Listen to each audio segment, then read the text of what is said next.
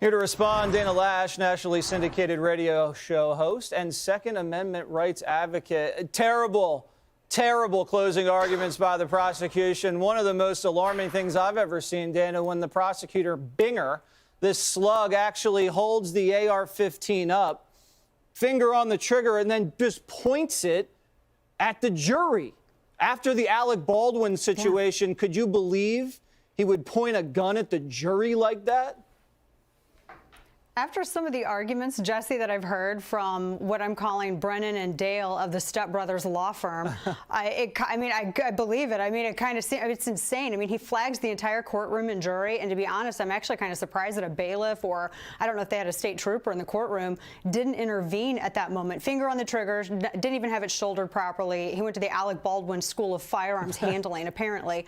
But to that point, there was something else, Jesse, in the closing arguments that were interesting to me. Krause, or AKA Dale Doback, I was listening to him say, oh, no, there's no such thing as right or left-handed firearms. Well, actually, yeah, there is. And I was really shocked to hear a prosecutor say that in a courtroom setting as though it had any kind of factual weight. I mean, anyone who's ever shot, if you're right-handed, you shot with maybe a left-handed shotgun or vice versa, you know how your weapons control or how brass is spent. That was also insane to me. But this is self-defense on trial, and you have a clown show of a trial that should not even progress to this point, because I 1,000% agree with you, Jesse, and I thought you made some phenomenal points earlier on the 5. This was a clear-cut case of self-defense. End of story. And so the state is trying to plant the seed of reasonable doubt. That's all they're trying to do, is just make it look like he was somehow reckless. Well, he demonstrated better firearms discipline than either of those two clown shows in the courtroom today. Yeah, so you have a 30-year-old convicted felon, rapist of boys, charging you at full speed after gunshots have just been heard. He's threatened your life. He's screamed F you, and he lunges for your weapon. That's just one. And then you have another guy hitting you in the head with a skateboard. You're tripped. You're falling down on the ground. Some other guy kicks you in the face. And another guy points a loaded Glock at your skull. And I honestly watched this video in slow motion today. You're looking at it right here on the screen. In a sense, Kyle showed amazing self-restraint in that situation. And that should be applauded.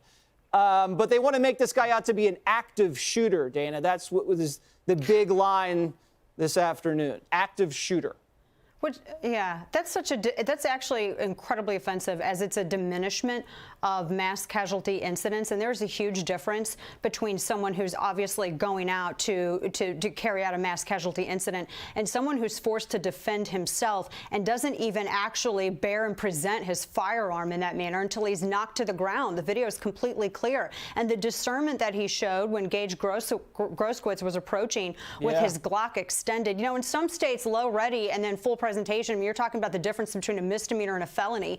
And I thought Rittenhouse, I mean, he realized when the threat was advancing, when the threat wasn't advancing, and then when Groskowitz chose to, as we like to, you know, FAFO, go after somebody that was on the ground and who was also armed and had better training. I mean, look, everyone talks about Jesse Kyle being out there with a firearm, but what about the grown men who were carrying illegally, one of which was a prohibited possessor? What about these guys who were out there armed and just brandishing firearms and hunting down people as they were burning down black-owned businesses, which is another quick point, Jesse. Everyone talks about race, but all I saw was a white convicted pedophile who got out of a mental institution, decided to go to a riot and help burn down black-owned businesses. Another white domestic abuser, his charges included strangulation and kidnapping, and another white criminal who was illegally carrying a firearm. White, and white, all with Antifa, burning down black-owned businesses. So if people want to have a discussion about race, there you go. It's really well said, Dana. And that's how the press is going to prime this thing. They're already priming it for riots.